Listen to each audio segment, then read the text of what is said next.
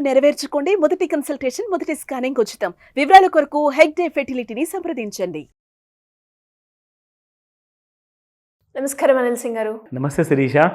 మన్మోహన్ సింగ్ గారు ఇక లేరు అన్న వార్త మనందరినీ కూడా అంటే ఒకప్పుడు ఆయన పాలించిన ప్రభుత్వాన్ని గుర్తు చేస్తడమే కాకుండా ఎస్పెషలీ ఫైనాన్షియల్ క్రైసిస్ ఎప్పుడైతే వచ్చిందో ఆయన హ్యాండిల్ చేసిన విధానం, పోనీ ఆయన అలా హ్యాండిల్ చేయబట్టే మనం ఇక్కడ ఉన్నామేమో అని అనిపిస్తూ ఉంటుంది.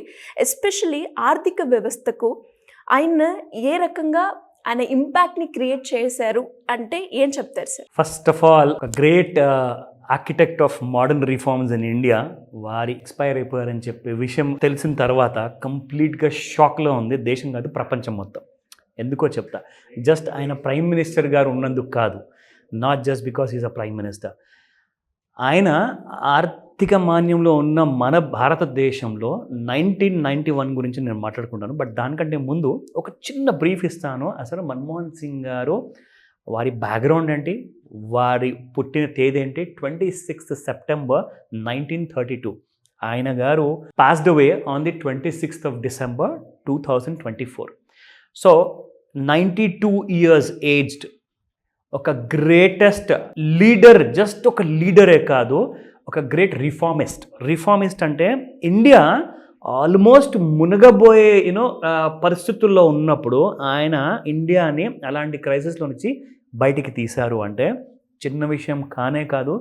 ఈ రోజున మనము అమెజాన్, మన యూట్యూబ్ కానివ్వండి, ఫారిన్ కంపెనీస్ కానివ్వండి, ఈరోజు మనం ఇండియాలో ఎంతోమందికి ఎంప్లాయ్మెంట్ క్రియేట్ చేశారు. అంటే ఇంతకు ముందుకు మీరు చూసుకుంటే ఓన్లీ లేదా గవర్నమెంట్ డిపార్ట్మెంట్ లేదా ఇండియాలో ఉన్న చిన్న చిన్న ప్రైవేట్ లిమిటెడ్ కంపెనీస్లో ఉద్యోగాలు చేసుకుని ఒక బీదవాళ్ళుగా బ్రతికే భారతదేశాన్ని మిలియనర్స్ కాదు బిలియనర్స్ని తయారు చేశారంటే అది ఓన్లీ ఆ క్రెడిట్ అంతా పోతుంది మన్మోహన్ సింగ్ గారికి మాత్రమే. ఎందుకంటే మన దేశ ప్రధానిగా అప్పుడు ఉన్న పివి నరసింహారావు గారు ఒక రాత్రి జూన్ నెలలో 1991 అర్ధరాత్రికి మన్మోహన్ సింగ్ గారు నెదర్లాండ్స్ నుంచి అప్పుడే ఒక యూజీసీ చైర్మన్ అంటే యూనివర్సిటీ గ్రాంట్స్ కమిషన్కి చైర్మన్గా ఉండే మన్మోహన్ సింగ్ గారు, because is economist basically. So ఆయన గారు వచ్చి పడుకున్న తర్వాత ఆయన అల్లుడు గారు ఈ ఫోన్ కాల్ ఎత్తారు. కాల్ ఎవరు చేశారంటే పివి నరసింహారావు గారి ఒక ముఖ్య ప్రతినిధి అలెగ్జాండర్ గారు అని చెప్పేసి కాల్ చేశారు అర్ధరాత్రికి. మీ మామయ్య గారు ఎక్కడున్నారో అర్జెంటుగా ఫోన్ ఇవ్వండి అని చెప్పారు. ఫోన్ ఇవ్వంగానే మామయ్య గారు మాట్లాడారు మన్మోహన్ సింగ్ గారు. ఏమని? సార్, మీరు రేపు పొద్దున మీరు స్వేరింగ్ ఇన్ సెరమనీలో యాజ్ ఎ ఫైనాన్స్ మినిస్టర్గా మిమ్మల్ని అపాయింట్ చేయమని చెప్పేసి ప్రధానమంత్రి గారు చెప్పారంటే ఈయన నమ్మలేదు. నెక్స్ట్ డే ఈయన యాజ్ యూజువల్గా మన్మోహన్ సింగ్ గారు యూజీసీ ఆఫీస్కి వెళ్ళారు డైలీ వర్క్ చేసుకోవడానికి. కానీ అక్కడ ఆయన ఇమీడియట్ స్టాఫ్ మెంబర్స్ అందరూ చెప్పారు, సార్ దయచేసి మీరు ఇంటికి వెళ్ళండి, రెడీ అవ్వండి, కొత్త బట్టలు ఉంటే ఏమైనా ఉంటే సూట్ వేసుకొని ఆ బట్టల్లో మీరు అర్జెంటుగా పిఎం గారు ఎక్కడైతే ఉన్నారో అక్కడికి వెళ్ళేసేసి స్వేరింగ్ ఇన్ సెరమనీలో మీరు భాగస్వాములు అవుతారు యాజ్ అ ఫైనాన్స్ మినిస్టర్గా. అంటే ఈయన నిజంగా నమ్మలేకపోయారు. And that was the kind of a సర్ప్రైజ్తో స్టార్ట్ అయిన ఈ జర్నీ. అండ్ ఇక్కడ మనం చూస్తున్నాము ఈరోజు ప్రతి ప్రేక్షకులు ఎవరైతే ఈ వీడియో చూస్తున్నారో యూట్యూబ్ లాంటి ప్లాట్ఫామ్, వేరే విదేశాల్లో ఉన్న కంపెనీస్ అన్ని కూడా ఇండియాకి పరిగెత్తుకుంటూ ఎందుకు వచ్చారంటే ఇండియాలో హ్యూజ్ కన్జంప్షన్ స్టోరీ ఉంది. ఆ డీటెయిల్స్ అన్నీ కూడా మీకు చెప్తాను వన్ బై వన్. మనం అందరం కూడా ఎంత గ్రేట్ఫుల్ ఉండాలంటే ఈయన గారికి. ఈ రోజున మనం పట్టుకున్న చేతిలో ఒక మొబైల్ ఫోన్ కానివ్వండి, ఎందుకంటే ఏ మొబైల్ ఫోన్ కూడా ఒక కాలం నుంచి ఇప్పటిదాకా పూర్తిగా మ్యానుఫ్యాక్చర్ అవ్వదు ఇండియాలో. ఎవ్రీ కంపెనీ విత్ స్టార్టెడ్, అది రెడ్మీ కానివ్వండి, యాపిల్ కానివ్వండి, శాంసంగ్ కానివ్వండి, అన్ని విదేశీ కంపెనీలు అనమాట. ఇవన్నిటికీ ఎవరు గ్రీన్ సిగ్నల్ ఇచ్చారు? స్టార్టింగ్ ఫ్రమ్ ది 1991 ఆ ఇయర్ నుంచి చూసుకుంటే ఇప్పటిదాకా ఎలాంటి కైండ్ ఆఫ్ డెవలప్మెంట్స్ అయ్యాయి చెప్తా. ఫస్ట్ అండ్ ఫార్మోస్ట్ ఇండియా ఒక చాలా దారుణమైన ఎకనామిక్ క్రైసిస్లో ఉండే శిరీష.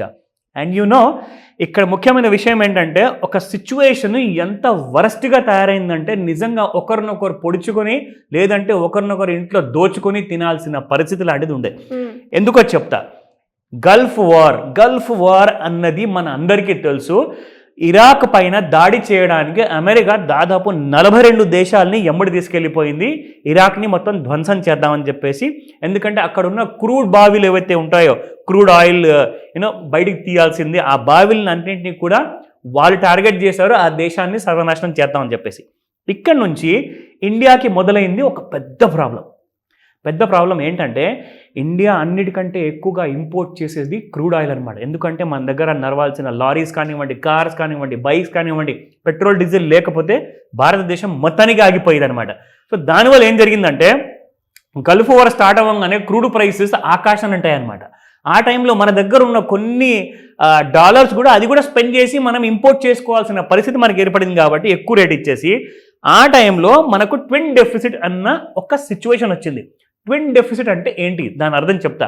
మ్యాక్రో ఎకనామిక్స్లో, ఎందుకంటే మరి డాక్టర్ మన్మోహన్ సింగ్ గారు ఆయన చేసింది ఏదైతే డాక్టరేట్ చేశారో కేంబ్రిడ్జ్ అండ్ ఆక్స్ఫర్డ్ యూనివర్సిటీ నుంచి అఫిలియేటెడ్ కాలేజెస్లో మ్యాక్రో ఎకనామిక్స్లో గవర్నమెంట్ బడ్జెట్ బ్యాలెన్స్, రెండవది కరెంట్ అకౌంట్ బ్యాలెన్స్, ఈ రెండిట్లో యాక్చువల్గా జనరల్గా ఒక్క డెఫిసిట్ వస్తేనే కంట్రీ అసలు తట్టుకోలేదు.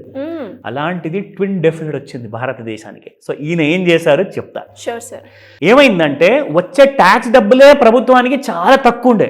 ఆ మొత్తం వచ్చిన ట్యాక్స్ డబ్బులు కూడా గవర్నమెంట్ డాలర్ రూపంలో స్పెండ్ చేయాల్సి వచ్చింది కాబట్టి అక్కడ మొత్తానికి ఒక డిఎన్ లాంటి పరిస్థితి ఉండే. అందుకే పివి నరసింహారావు గారు మన దేశ ప్రధానమంత్రి, అప్పుడు ఆయనకు అసలు తట్టిందల్లా ఒకటే ఉపాయం, మన భారతదేశాన్ని ఇలాంటి దారిద్రికంలో ఉన్న పరిస్థితుల నుంచి బయటికి తీయాలి అంటే only one and only the silent Singham doctor Manmohan Singh గారు. సో ఆయన రాజకీయవేత్త కాదు, basically he's a bureaucrat, is an economist. అంటే ఆయనకు అసలు రాజకీయం అంటూ తెలియదు అనమాట. ఆయన ఏ రోజు కూడా ఒక్కసారి కూడా ఆయన లోక్సభ ఎలక్షన్స్లో నిలబడాల. ఆయన ఓన్లీ రాజ్యసభ మెంబర్గా ఫస్ట్ ఆయన కైండ్ ఆఫ్ రాజ్యసభ మెంబర్గా ఆయన నామినేట్ ఎందుకు చేశారంటే బికాజ్ ఆయన కేంద్ర మంత్రి ఇవ్వాలి అంటే లోక్సభలో ఒక ఎలక్షన్ లాంటిది నిలబడి గెలవాలి, లేదంటే he has to be selected as a Rajya Sabha member. అక్కడి నుంచి ఆయన స్టార్ట్ చేసిన జర్నీ నెక్స్ట్ చెప్తా. ఇక్కడ మనం చాలా ముఖ్యమైన విషయం ఏంటంటే ఆ రాష్ట్రపతి ఎవరైతే అమెరికన్ రాష్ట్రపతి ఉండే కదా, ఆ టైంలో 1990లో స్టార్ట్ అయిన వార్, 1990 ఎండ్లో అనమాట ఇది స్టార్ట్ అయినప్పుడు అక్కడ రెండు కైండ్ ఆఫ్ వార్ స్టార్ట్ అయ్యండి. ఒకటి ఏంటంటే ఆపరేషన్ డెజర్ట్ షీల్డ్, రెండోది వచ్చేసేసి ఆపరేషన్ డెజర్ట్ స్టార్మ్. దీనివల్ల ఇండియాకి ఏం ఇంపాక్ట్ జరిగిందంటే మొత్తానికి అంటే మనము మన మోకాళ్ళ మీద మరి నిలబడి మరి అడుక్కోవాల్సిన లాంటి పరిస్థితి వచ్చేదనమాట ఒకవేళ ఈ పరిస్థితిని మన్మోహన్ సింగ్ గారు తీర్చిదిద్దకపోతే. సో ఈయన ఏం చేశారంటే he started with economic liberalization in India. What was that? India opened doors to the world for heavy consumption driven country అన్నమాట. అంటే మన భారతదేశంలో 100 కోట్లకు పైగా ఉన్న జనాభాకి కన్జంప్షన్ కోసము మంచి మంచి క్వాలిటీ గూడ్స్ కావాలి. అంటే ఫర్ ఎగ్జాంపుల్ మన దగ్గర అయితే గోధుమలు ఉంటాయి, మన దగ్గర జొన్నలు ఉంటాయి, మన దగ్గర రైస్ ఉంది, అన్నీ ఉన్నాయి.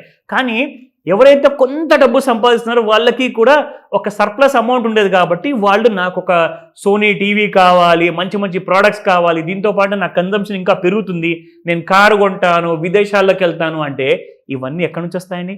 లిబరలైజేషన్ చేసిన తర్వాత అప్పుడు మీరు చూసుకుంటే ఇమ్మీడియట్గా ప్రధానమంత్రి గారితో పాటు కలిసేసేసి మన్మోహన్ సింగ్ గారు స్టార్ట్ చేశారు. ఫస్ట్ అండ్ ఫార్మోస్ట్ ఒక స్టేట్మెంట్ ఆయన రాజ్యసభలో ఇచ్చారు. అది ఏంటంటే ఇక్కడ నుంచి భారతదేశము ఎలా ఎదుగుతుందో రాబోయే జనరేషన్ ఇండియాలో ఇండియన్స్ చూస్తారు, ప్రపంచం అంతా చూస్తుంది. మన ప్రపంచం అంతా మన దేశానికి వచ్చేసేసి మన డోర్ ముందు నిలబడేసి మమ్మల్ని అవకాశం ఇవ్వండి అని చెప్పే పరిస్థితి వస్తుంది. India is going to become a biggest super power అని చెప్పేసి ఆయన ఆ రోజు 1991లో రాజ్యసభలో చెప్పిన మాట ఇది నిజమైంది. ఈరోజు 2024లో మనం చూస్తున్నాం. అంటే ఒక ఫ్యూచర్ గురించి ఎంతలా ప్రెడిక్ట్ చేసి ఒక అనాలిసిస్కి వస్తే చెప్తారు, ఒక విజన్ని ముందుగానే పసిగట్టిన వ్యక్తి అనొచ్చు. 100% అండి. He was not a politician అండి. అందరూ అంటారు ఆయన దేశ ప్రధానమంత్రిగా ఉన్నప్పుడు ఆయన ఏం చెప్పేవారు కాదు, ప్రతిసారి ఆయన నోరు మూసుకొని ఉండేవారు అంటే బాస్ ఆయన ఎప్పుడు గుర్తుంచుకోండి, ఆయన మైండ్ సెట్ని వాడేవారు అనమాట. ఆయన ఎప్పుడు నోరు తెరిచేసి నేను ఇది చెప్తాను అని చెప్పి ఎప్పుడు చెప్పేవారు కాదు. చాలా తక్కువగా మాట్లాడి ఎక్కువగా పనిచేసిన మనుషుల్లో ఆయన ఒక్కరు మాత్రమే. మనము ఇండియా ఇండిపెండెన్స్ కంటే ముందు, ఇండియా ఇండిపెండెన్స్ వచ్చిన తర్వాత కూడా మనం మహాత్మా గాంధీ గారి పేరు తీసుకుంటాం, మన ఫాదర్ ఆఫ్ ద నేషన్. దాని తర్వాత మన కాన్స్టిట్యూషన్, మన రాజ్యాంగాన్ని సృష్టించిన వారు డాక్టర్ బిఆర్ అంబేద్కర్ గారు.